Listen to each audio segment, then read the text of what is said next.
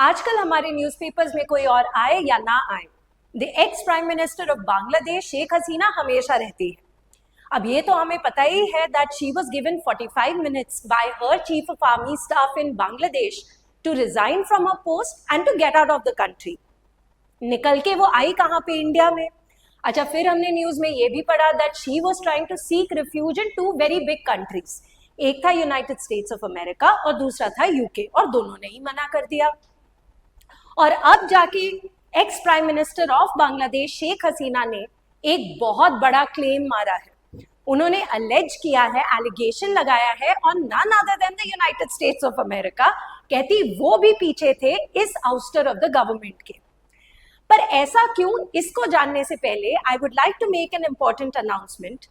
Maluka IAS has introduced on this particular Independence Day a 20% off for 78 hours from 12th to 15th of August on all the UPSC IAS batches, both online as well as offline. So kindly use this opportunity and start your journey to become an IAS officer. तो चलिए let's understand कि ये allegation क्या है। तो उनका ये मानना है कि यूनाइटेड स्टेट्स ऑफ अमेरिका खफा है शेख हसीना से, क्योंकि उन्होंने बोला कि बांग्लादेश का एक सडन मोस्ट पॉइंट है जिसको बोलते हैं Martin's island, the saint Martin's island. और यूएस ने बोला था शेख हसीना को कि ये आप हमें दे दो, और शेख हसीना जब वो प्रधानमंत्री थी उन्होंने मना कर दिया था। और यही मना करने की वजह से शेख हसीना को लगता है कि कहीं ना कहीं उनकी सरकार गिराने में बहुत बड़ा हाथ यूनाइटेड स्टेट्स ऑफ अमेरिका का भी है।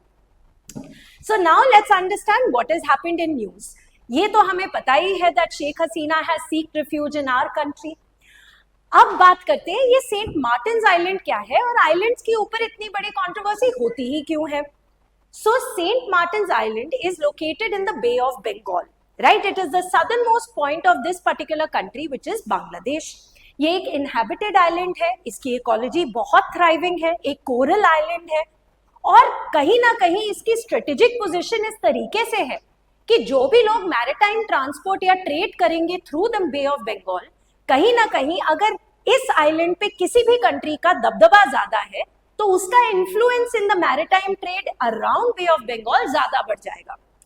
अब मुद्दे की बात यह है कि ये पोर्ट या आइलैंड इतना ज्यादा न्यूज में क्यों होते हैं। पहली बात, मैरिटाइम ट्रेड। अब हम जितना भी बोले कि हम एयर से ट्रेड करते हैं या रेलवे से ट्रेड करते हैं या लैंड से ट्रेड करते हैं, the actual reality is that maximum or a majority of the world trade till date happens on waters, and कहीं ना कहीं फिर ऐसे टाइप के एरियाज जो ये इंटरनेशनल वाटर्स के पास होते हैं वो एरियाज बहुत ही ज्यादा स्ट्रेटेजिकली इंपॉर्टेंट हो जाते हैं। That is one. सेकेंडली, कहीं ना कहीं अब हमारी डिस्कशन में चाइना आ ही जाता है। सो फर्ज करो जैसे चाइना करता है, जिसको वो बोलता है स्ट्रिंग ऑफ पर्ल्स। करता क्या है? गरीब देशों को लोन देता है, जब वो देश लोन वापस नहीं दे पाते तो उनको बोलता है कोई बात नहीं, आप हमें अपना पोर्ट 99 साल की लीज के लिए दे दीजिए, वहां पे हम अपना मिलिट्री कैंप बनाए, वहां पे हम कुछ भी ना करें, वो हमारे ऊपर है।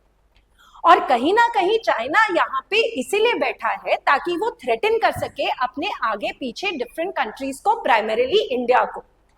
इस वजह से इंडिया भी आजकल लगा हुआ है डिफरेंट ग्लोबल पोर्ट्स की अपकीप करने के लिए, क्योंकि जब चाइना बोलता है स्ट्रिंग ऑफ पर्ल्स तो इंडिया बोलता है नेकलेस ऑफ डायमंड्स। वो हमारी स्ट्रैटेजी का नाम है। और कुछ इसी तरीके से saint Martin's island is also very very strategic in terms of the influence in the bay of Bengal area and also influence in maritime trade.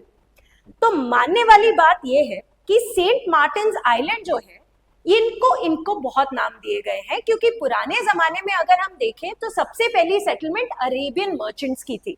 उन्होंने नाम दिया था जजीरा।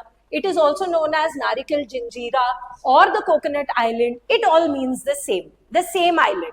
फिर ये ब्रिटिश इंडिया के अंदर आया, फिर ये पाकिस्तान को मिला, ईस्ट पाकिस्तान, फिर बांग्लादेश बना, फिर ये बांग्लादेश को मिल गया। अगर हम इसकी लोकेशन के बारे में बात करें तो कहीं ना कहीं ये रहा बांग्लादेश, ये रहा बे ऑफ बंगाल, ये यहाँ पे है आपका आइलैंड। और इसी आइलैंड को लेते हुए शेख हसीना ने ये एलिगेशंस दी हैं कि यूनाइटेड स्टेट्स ऑफ अमेरिका बड़ा गुस्सा हो गया कि भाई क्यों शेख हसीना ने हमें ये वाला आइलैंड नहीं दिया, अब इसी को हटा दो। ये एलिगेशंस हैं, प्रूव नहीं हुई हैं अभी तक। but makes the Saint Martin's Island very very important for us. So strategic military importance of the island की बात करें तो primarily due to its location in the Strait of Malacca, it is one of the busiest maritime transport. अब वही अगर बात करें Chabahar port की ईरान में, तो फिर से वही वाली बात आ जाती है, मैरिटाइम ट्रांसपोर्ट. कहीं ना कहीं ईरान के साथ ऐसे डिप्लोमेटिक रिलेशन सबके बहुत बढ़िया इसलिए भी है क्योंकि वो बड़ा स्ट्रेटेजिकली लोकेटेड है ज्योग्राफिकली स्पीकिंग. सो कुछ इसी तरीके से बे ऑफ बंगाल के एरिया में influence over the saint Martin's island is very very important अपना दबदबा बनाने के लिए. एक मिलिट्री बेस अगर इस आइलैंड पे बन जाए तो इस आइलैंड के कारण बे ऑफ बंगाल में अपना मिलिट्री प्रेजेंट और अपना दबदबा बनाना बहुत ज्यादा इजी हो जाएगा किसी भी कंट्री के लिए. तो एक साइड पे आपकी मिलिट्री और दूसरी साइड पे आपकी economy. This particular island is a very strategic island in that sense. In fact अगर इस आइलैंड के बारे में हम बात करें तो इस आइलैंड के पीछे तो म्यांमार भी पड़ा है, पर अभी थोड़ी देर में पढ़ेंगे क्यों. So what is the strategic importance for Bangladesh. अब पहली बात तो it falls under its exclusive economic zone. Exclusive मतलब सिर्फ बांग्लादेश का, इकोनॉमिक जोन मतलब सिर्फ बांग्लादेश इस एरिया में इकोनॉमिक एक्सप्लॉयटेशन कर सकता है, पैसा कमा सकता है, पॉलीमेटालिक नोड्यूल्स की डीप सी माइनिंग कर सकता है. तो कहीं ना कहीं एक्सक्लूसिवली उसका है तो स्ट्रेटेजिक इंपॉर्टेंस है क्योंकि पैसा बन रहा है. Economic value, it's coral reefs are also attracting a lot of tourist, right. And environmental significance ऐसा है कि इधर थ्राइविंग बायोलॉजिकल डाइवर्सिटी है, बहुत बड़ी इसकी बढ़िया इसकी इकोलॉजी है. So in on all 3 levels this is very very important for the country of Bangladesh. अगर हम यूएस के बारे में बात करें तो एक तो हो गया उनका इकोनॉमी क्योंकि बहुत बढ़िया ट्रेड रूट यहाँ से आ रहा है, और उस समय पे जब चाइना फिर से बेल्ट एंड रोड इनिशिएटिव की बात कर रहा है जो उनका येस्टरईयर सिल्क रूट का रिवैम्प्ड वर्जन है. देन रीजनल स्टेबिलिटी, क्योंकि अगर दबदबा बनाया रहेगा तो कहीं ना कहीं चाइना का अगर थ्रेट आएगा तो चाइना भी चुप करके बैठ जाएगा और बाकी लोगों के ऊपर भी वो इन्फ्लुएंस कर सकते हैं. एनवायरमेंटल इकोलॉजिकल, बिकॉज इतना इकोलॉजिकली बढ़िया जगह है तो उनके लिए भी अच्छा रहेगा, right. Now what are the maritime disputes around this island. Like I told you, ये सिर्फ यूएस नहीं मांग रहा है, ये तो म्यांमार भी मांग रहा है. इनफैक्ट इसकी वजह से 2012 में international tribunal on the law of seas ने भी डिसीजन दिया था बांग्लादेश के फेवर में. लेकिन फिर भी जब भी बांग्लादेश वहां पे उधर फिशरमैन जाते हैं या ट्रेडर्स जाते हैं तो कहीं ना कहीं उनका स्टैंड ऑफ ऐसे कॉम्बैट हो जाता है विद म्यांमार पीपल. तो म्यांमार नहीं मानता कि ये बांग्लादेश का है, ऊपर से यूएस भी मांग रहा है. एलिगेशंस हैं बाय द वे, प्रूफ किसी ने नहीं किया कि एक्चुअली यूएस इसके पीछे था. लेकिन अगर ऐसा हुआ तो ये बहुत ही ज्यादा चेंज कर देगा पूरे के पूरे डिप्लोमेटिक स्टांस को. Because at the end of the day अगर ये सच है, we are on very good terms with the US. अभी हाल ही में एक कल्चरल अग्रीमेंट भी साइन करके आए हैं. एंड साथ ही साथ कहीं ना कहीं we have given refuge to the ex-prime minister Sheikh Hasina, right? Rohingya crisis की भी अगर हम बात करें तो रोहिंग्या मुस्लिम के साथ बहुत ज्यादा शोषण हुआ था म्यांमार में, अगर आपको पता हो, और अगर नहीं पता हो तो मैं बता रही हूँ.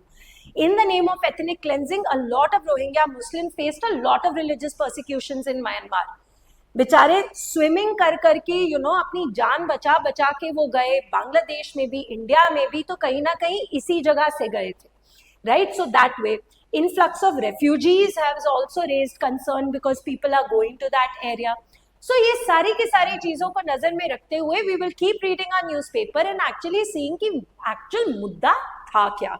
क्योंकि मुद्दा शुरू रिजर्वेशन से हुआ, इकोनॉमी तक गया, फिर थोड़ा बहुत पॉलिटिकल क्राइसिस की बात हुई, अब यूएस के इन्फ्लुएंस की एलिगेशंस है. So it is becoming very very interesting. Let's keep reading about it more. Now, before ending this particular topic, I'd like to give you a mains practice question. Read it, write it, get it corrected by your teachers. Discuss the strategic importance of St. Martin's Island for Bangladesh. Analyze its implications for national security, economic development, and environmental conservation. And evaluate the potential challenges and opportunities it presents for Bangladesh's maritime policy. Now, before I end this particular topic, I'd like to make 2 more important announcements. जितने भी बच्चे UPSC prelims 2025 के लिए बैठने वाले हैं and they are looking for a very very dedicated test series जो कि बिल्कुल ही यूपीएससी पेपर पैटर्न के साथ अलाइंड है. Look no further and join Maluka IAS test series today, where we will give you 64 tests, 34 prelims and 30 mains. Along with that, there will be discussion by our top mentors in English as well as Hindi, जिस भी माध्यम में आप ज़्यादा comfortable है, and that too at very very affordable cost. And finally, keeping in mind कि education सबके लिए affordable होना चाहिए, we have drastically reduced the cost of a monthly compilation of current affairs. And this is also available to an aspirant in both English as well as Hindi. So join Maluka IAS today and realize your potential. Thank you very much.